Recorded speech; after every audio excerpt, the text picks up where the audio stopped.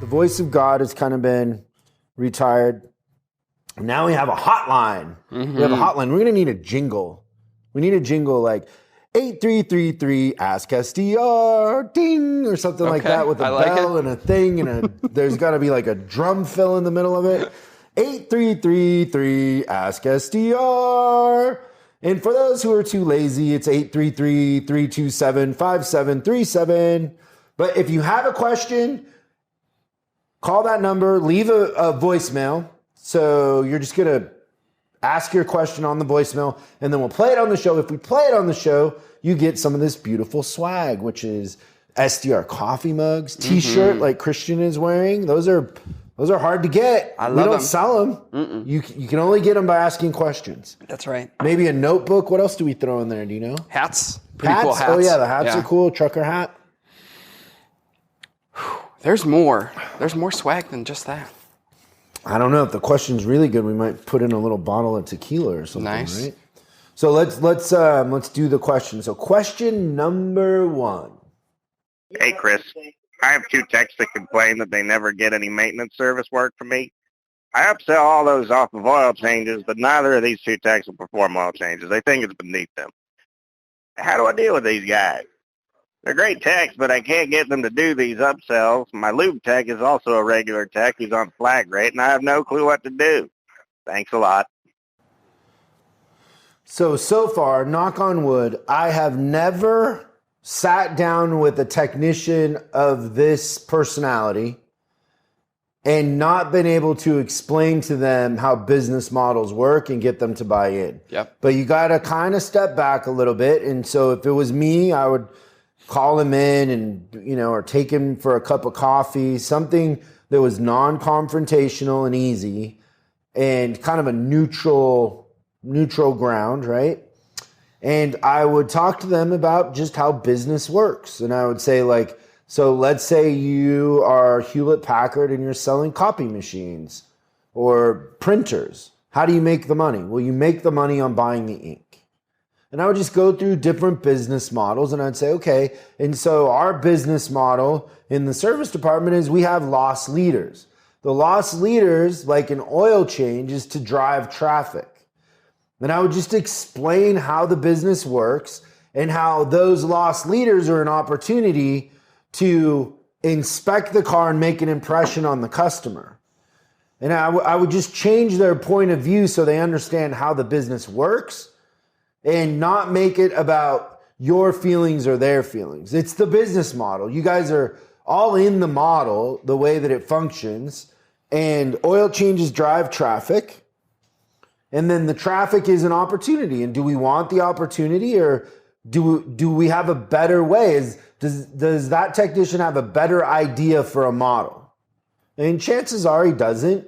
He just doesn't understand the system and how much we lose. I often like to explain to them how much money we actually lose on an oil change to get that lead in for them. We're doing it just as much for the techs, right? To get that traffic in. So I think treating them like an adult and like somebody who's running a business inside of a business and talking about strategy and marketing and business models has always elevated that conversation to something very constructive. I also wouldn't expect when you have that conversation the first time for them to completely flip around. Like, you're going to say it, you're going to be friendly, and you're going to let them sleep on it.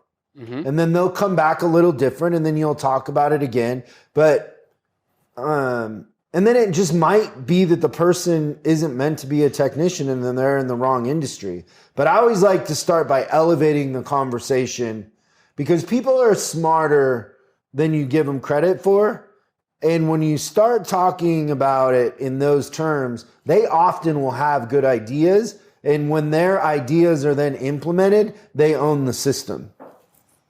Yeah, that's great. I think that the one thing too is when you actually reach out to them and you start to talk to them about the business that no one's ever talked to them about before, they get a little bit of gratitude and loyalty as well. So I think that it's pretty cool. We do a lot of times when we'll go into stores and we'll talk about financials and financial training. And I've had a couple of technicians sit in on those classes, and they're just blown away because they've never seen it before.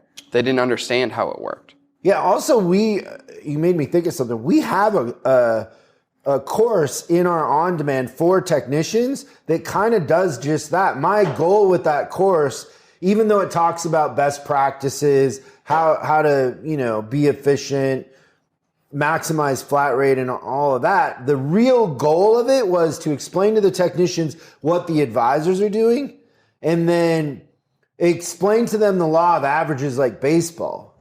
Like the closing ratios most of the time are 30%. So if you're doing a multi-point on every car and you find something on half of the cars, and then those, half end up being 10, 3 of those are going to sell, right? And so of the opportunities created, so in a day, if you're a technician, you might touch some cars that don't need anything. But if you added something or recommended something on 10 cars, of those 10, most of the time with how terrible service advisors are trained, it's going to be a closing ratio of 30%. But the whole thing breaks down if you're not consistent. If you're not consistently doing it, because that throws the ratios out. That was the whole purpose of that course, and we've had, great feedback on it. And also when I go into shops, technicians on a couple of occasions said, "Hey, I really like that thing you guys did, but I want to know more." And so then we made, on the recommendation of a technician in Virginia, right? Yep.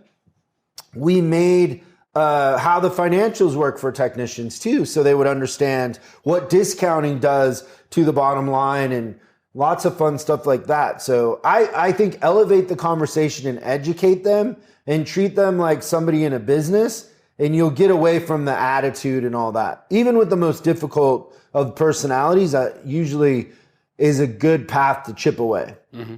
That's a great question. Thanks so much for watching this clip of Service Driving Revolution. We're uploading new stuff every day, so make sure you subscribe and click the bell icon so you don't miss out.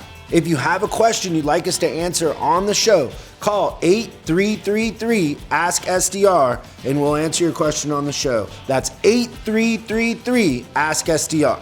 For special deals on our books and training, head over to offers.chriscollinsinc.com. Now that's offers.chriscollinsinc.com. I'm Chris Collins, and I'll see you in the next video.